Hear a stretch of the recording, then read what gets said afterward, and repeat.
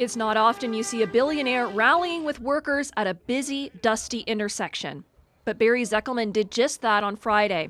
The steel titan from Windsor joined United Steelworkers members to call out a major construction project.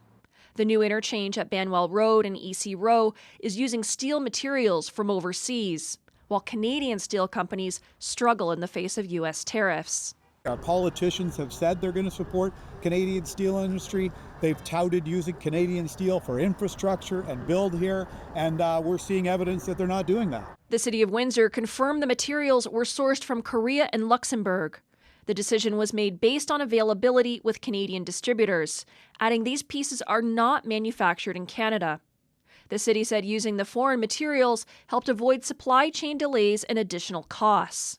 But Zekelman, who owns Atlas Tube in Harrow, says his facility makes a substitute known as pipe piling. We actually made the pipe piling for the Gordie Howe Bridge. So I'm pretty sure if it's good enough for the Gordie Howe Bridge, it should be good enough for the Banwell overpass. The MPP for the area says timing issues around implementation of Buy Canadian policies might be to blame for the use of foreign materials. But he isn't happy with the situation. I don't want to see this happen where we have steel from elsewhere. We have plenty of steel fabrication in Ontario, and this is an important project for my community. The province said it has made clear that it expects public services to prioritize Ontario and Canadian companies in procurement, but that in this case, the city chose the procurement partners. The province also took aim at Zekelman himself over his support for President Donald Trump's tariffs, saying the steel magnate has repeatedly turned his back on steelworkers. Zekelman acknowledged that his largely U.S.-based company benefits from the tariffs.